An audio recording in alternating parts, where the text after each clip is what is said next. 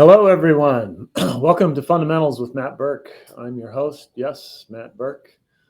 This series is designed to try to help people understand everything you need to know about how, when, and why to set up or not set up and launch and run a real estate fund. And my guest today, Mike Zlotnik, is a great example of running a real estate fund. I've known Mike for Mike, probably 10 years now, or maybe a little more. Yeah. Met originally at the American Association of Private Lenders, great organization if you're running a mortgage pool fund or involved in the real estate lending business. And we got to know each other there and have actually done a lot of work together over the last 10 plus years. And it's been a real privilege and a pleasure to get to know Mike. Mike is known in real estate circles as Big Mike due to his stature, but more importantly, he's known for his personal integrity and for having a keen understanding of all financial aspects of successfully running a real estate fund and real estate investing. And I can attest to that in my experience with Mike. So Mike, appreciate you being on the show. Thank you very much, Matt, for inviting me. I'm honored and humbled to be on your podcast or I don't know what it's called, but on your show. Yeah. LinkedIn Live podcast will any of those will suffice, I'm sure. Yeah, and it's been great years actually learning from you. I have to say that I have the privilege to be learning from you. You've been a great leader of the small business real estate space, and I've enjoyed the journey. We work closely with Veraway and Verivest. I think we were one of the first clients on the Verivest platform when it used to be called Redwood. So we're still using the platform. We are very happy with our Verivest team. Yeah, well, it's been a pleasure getting to know you with you, Mike. So I know your background is in tech, right? So maybe start off a little bit. How did you get out of tech, and how did you get into real estate originally? Sure. So I started my career in technology in the mid 90s. I have a degree in mathematics with minor in computer science, and I've always loved technology. So I've been working in technology world for almost 15 years, since mid 90s till 2009. But I discovered real estate as a passive investor in 2000, basically buying my first apartment in New York City, and then buying more apartments and then some multifamily houses here in New York. And it's been a fun journey being a passive investor. I just kind of discovered it's one of the few asset classes where you could make a great decision, and then the decision works for you for years to come. And after being passive for 9 years in 2009, I was actually burned out.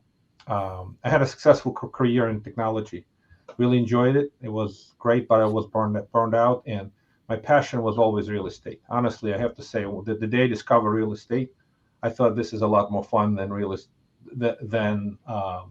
technology. And I mean this with all due respect to the technology field.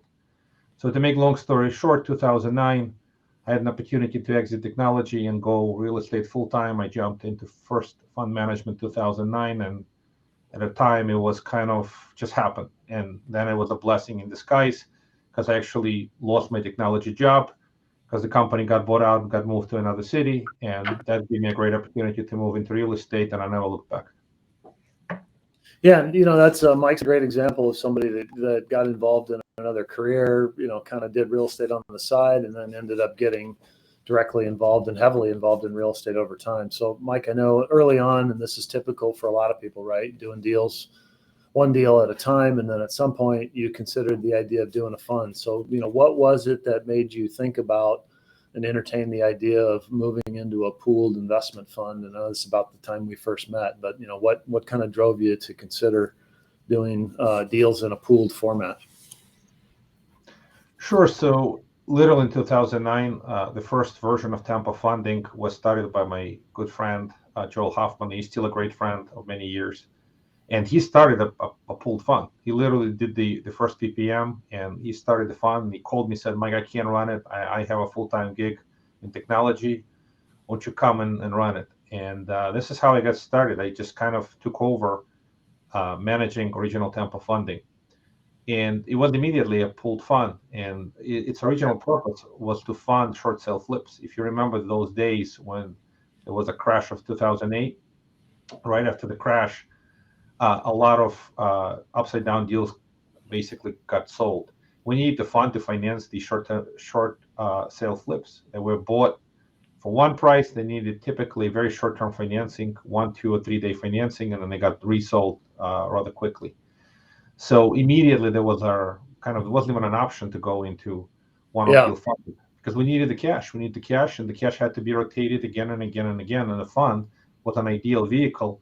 One of the major advantages of that strategy was high velocity of money. I've never seen velocity of money any higher than you turn the money around every 3 days. Well, of course, you don't get a business every 3 days, but it was still pretty cool. So what did you learn on that first fund, Mike? I know that doing funds with flips can be challenging on that structure. How did that first one work out? What kind of lessons did you learn? Well, we learned a lot of lessons. So one thing, obviously, we learned we got our PhD in fraud prevention. When one deal we lost money, you have to really, really very careful in wire fraud. Actually, I had an imposter or escrow agreement. So I mean, I hate to put it, but it cost me over $150,000 to get to learn my lessons. To be really, really careful when you fund deals. Other things we learn is that the market can change rather quickly. So we were funding short sale flips, and suddenly banks put anti-flip restrictions. So there are things outside of your control, and your business can drastically change overnight by somebody else deciding to say that even though they make no more economic profit, the banks just put these anti-flip restrictions. Investors were forced to hold the properties for 90 days. So we adjusted very quickly. Being nimble and dynamic was kind of a requirement, and we suddenly had to fund deals for 90 days. And for that, we realized 3-day funding, you only need a couple $1 million. If you want to fund these deals for 90 days, you need a lot more capital. So it got me very quickly into capital raising. So instead of just operating with a few $1 million of capital, now you need to get serious and start thinking about long-term, larger amount of capital. Yeah. Another thing that I discovered over time, starting from the first funds, so we went from short sale flips into essentially we call them extended flips, and then hard money loan. The underwriting drastically changed. So that's another lesson learned. You have to underwrite much more carefully when you are doing a hard money loan versus a transactional funding deal. So just a couple of initial lessons. Yeah. So since that time, you've now done what, another 4 or 5 more funds since that point? I actually count them. Yeah, we've done a few small funds, so 2 with other partners, and then we still have TF Investment Fund 2, Tempo Opportunity Fund, that's 2, Tempo Growth 3, Tempo Growth Fund 2, that's 4, Tempo Income Fund 5 funds, and 2 more that basically sunset, so 7 funds. Yeah, so 7 funds in the last 10, 11 years. I mean, that's a lot of learning, right? You said the PhD. So since that time, I know some of these have been open-ended funds, some of them have been closed-ended funds. What do you like better, an open-ended or a closed-ended fund? And why? That's a great question. There's no straight answer. I certainly learned the first open-ended fund from you, Fairway Fund 7. So we modeled Tempo Opportunity Fund very similar to that. It's a beauty and a curse. There's strengths and weaknesses, and there's no right or wrong. It works for mixed growth and income strategy. Open-ended funds generally work for more income-oriented strategies. This is one of the most basic lessons, right? So if you take, for example, hard money loans, right? It's an open-ended fund. Structure works incredibly well because it's very easy to value assets. The moment you go into growth-like assets that go through their own value add cycle, it gets a lot harder. So open-ended fund for growth strategy is difficult. And that's where the closed-ended funds come in. They are much better match for a growth-oriented strategy, value-add strategy. So we've done, as I mentioned, 2 growth funds, a few open-ended funds, and it depends. It really depends on the needs, on the asset strategy, how easy to value assets. And of course, it's easier to run closed-ended funds. You don't have to do quarterly mark-to-market. But one of the drawbacks is that growth strategy doesn't produce immediate income, and most investors have to trust you for 5-7 years for a growth strategy. There are pluses and minuses. Open-ended fund can show results quarter in, quarter out, and you can show a track record. For a closed-ended fund, that is especially growth focused, it's a lot harder. So it's not a game of perfection. It's a game of selection for different strategies, for different asset classes, for different operators. Yeah, I've always said to people in a lot of the advisory work we've done for funds that you need to match the capital structure to the asset model very carefully, and it's easy to make that mistake. I'd say by and large, mortgage pools are well suited to open-ended funds, predominantly because it's easier to value those assets. You alluded to quarterly mark to market. Basically, in an open-ended fund, you've got net asset value, and you have to determine the share price on an ongoing basis. In a mortgage pool, fairly simple if the loan's not impaired, right? It's just the unpaid principal balance of the loan. Whereas in real estate, especially value add real estate, it's highly subjective what the value of that property is in any quarter. So yeah, I think you're right, man. It's the asset model drives the capital structure. Mike, knowing what you know now after all these years of doing funds, what advice would you give to people who are thinking about setting up a fund, doing it one deal at a time, and thinking about doing it in a pooled fund format? Any advice you'd give those folks? Sure. So number one advice is to work with folks like you. I think Verivest has a service on this front. Fairway, I don't even know if it's Verivest service now or Fairway, but it makes massive difference engaging the right specialist, the right guru, and you are one of these folks that helps avoid mistakes. You could try things on your own, set up the wrong structure, and it takes years to unwind and years of pain. If that analysis is done up front, then it'll save. It's kind of this way. You're going to learn from the mistakes of others. You're going to be the wise man. The fools learn from their own mistakes, and the wise men learn from the mistakes of the fools. So don't be a fool, be a wise man. And I do a little bit of this too. I do Big Mike coaching as kind of as a service to those folks who need a little bit of help. And the point for this is I've seen so many folks do the wrong thing from the start, and they can probably save hundreds and hundreds of thousands of dollars of the mistakes by working with the right folks from the get-go. Don't be cheap. Pay a little bit for the proper fund setup services, because that'll be a much easier ride in the future. Yeah.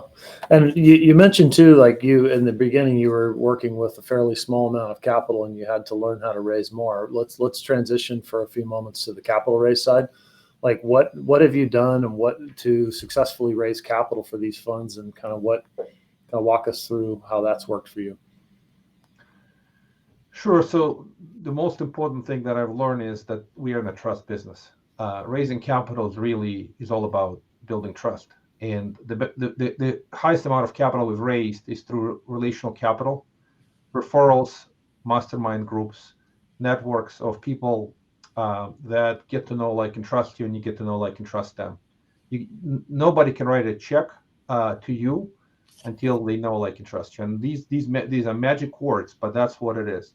And raising capital is, of course, hard, but what has worked is sort of the opposite. Marketing for capital, being aggressive marketer, doesn't really work in this space. Well, there are some marketers. Some of these crowdfunding sites, they operate in a different model. We operate with high net worth individuals. Our avatar is not internet avatar. Our avatar is retired dentist or approaching retirement and a doctor. So we spend time building strong relationships with these folks. Folks then run groups of these type of doctors and dentists, and that's how we raise capital. It's a very different game if you're trying to raise cold capital from the internet. That time is long and difficult. So for what has worked for us, just serving the community of folks that we know, and referrals is the best way folks can send you folks. I don't know how to put it. Yeah, referrals has been our number one source for sure over a long period of time.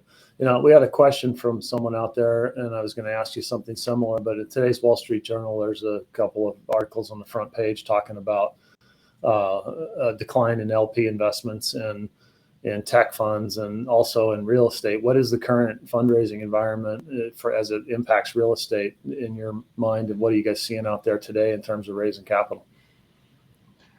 Yeah, it's a great question. Things have substantially slowed down. It's almost bizarre how fast you could be doing really well and then things slow down. So we've seen pretty strong capital raising all the way through the end of December, and substantial slowdown in January and February. And I don't know exactly what drove it. Somehow fear, uncertainty, doubt has gotten into investor head. Obviously, the deals themselves are not happening. The bid and ask spreads widened. Transactions are not just not happening. The volume kind of dropped substantially. So we're not by any means in an aggressive mood or mode where we want to raise capital because we have great deals. I think most people are sitting and waiting for better deals to come. And as a result, they're writing checks lower.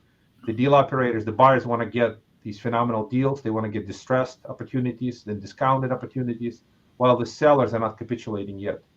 So it's more of a waiting game, who is going to blink first, in essence. In a capital raising front, we're just trying to educate. We're trying to serve the members, focusing on doing the right thing for the portfolio. When we have a strong deal, we'll present it in front of our community, and I'm sure they're going to open wallets and take advantage of a good deal. Yeah, I'd say my experience, right, in real estate capital raising, there's a wide spectrum of who your target, investor base is, ranging from, on the smallish side, accredited folks, up through qualified purchasers into offices, right, and groups and other types of investors to what the mindset is right now. But I'd say high net worth, which is our largest base, and I think yours too, Mike. I mean, they tend to be more fickle in terms of investing. I mean, it's their personal money, right? They're not investing it on behalf of as their job, right? As a professional manager, they're doing it for themselves. So I think you see greater enthusiasm when the market is hot, and I think you see greater fear when the market gets cold, and you'll see some pretty significant swings. And right now it's much, much harder given the increases in interest rate, the fear, the uncertainty, the looming recession and so forth. And so, yeah, it's much, much more difficult than it was certainly a year ago, and even as recently as 5 or 6 months ago. Would you agree with that? Yeah, 100%. I've come from an event where we meet with a lot of doctors and dentists, and that's the sentiment. Most of them, they would like to. It's patience, it's communications, transparency. They're not looking for anything aggressive. The other interesting idea that has hit is sort of downside protected investments, defensive investments. In this environment, folks are looking for deals that have lower level of risk. So some examples, and we've just brought a deal to the table which flew off the shelf with these doctors. Literally first lien paper, conservative LTV, basically your hard money loans. They'll take that as a way to park cash today all day long. What they're trying to avoid is speculative equity, where there's a lot of uncertainty what an asset is going to be worth in the future. So investment with downside protection, primary debt, maybe some mezzanine debt, maybe some preferred equity are more interesting now versus common equity, unless you could prove to investors that the deal is being bought at a phenomenal discount, that you're coming in with the phenomenal risk-adjusted return because of your cost basis. So if you got a great deal and you can prove it to investors, they'll write the check. And until it happens, they want to hear how is the deal downside protected. Yeah, it's definitely a different environment. All right, so Mike, we're kind of getting toward the end of our time here, so I wanted to ask you a couple of lightning round questions. But what's one energizing or light bulb book or audio book, podcast, quote, something that's inspiring you right now? So there are a few of them, more than one. So I'm going to talk about these books. One is called No BS Trust-Based Marketing. This is about capital raising for us. Love the book by Dan Kennedy. Another book I really love called Richer, Wiser, Happier by Mark Greenberg, I believe. And the other book that I really also like, this is as old as it goes, called The Intelligent Investor by Benjamin Graham. Back to the basics, kind of reading the book, it refreshes thinking. What is fundamentally right value investor think? Yeah, it's your and Warren Buffett's favorite book, huh? Yeah, it's a phenomenal book, and it's been so long since the time he wrote it, but it's a powerful. It's as fundamental today as it was when the book was written Yeah. many years ago. Yeah. What do you have going on or coming up right now for people to look forward to? Got any new funds? Well, I don't have too many terribly exciting deals, but I'm working on the next book, so there will be a book that will come out later in the year, Cool. and hopefully with some really great deals. That's always exciting. What's the best way for people to get a hold of you, Mike? How do they reach you? BigMikeFund.com. It's as simple as that. Easy to remember. And if you misspell it, you forget the D at the end, just go BigMikeFund.com. I promise it's not a kinky site. All right, Mike. It's been a pleasure having you. Thanks so much for being here. Always good to talk to you, and I'm sure we'll be talking again soon. Thank you, Matt. All right. Well, thanks everybody for joining us. We appreciate it. We'll see you back here next week on LinkedIn Live for episode number 4. Thanks for being here. Follow along for the reveal of our next guest. And in the meantime, stay sharp.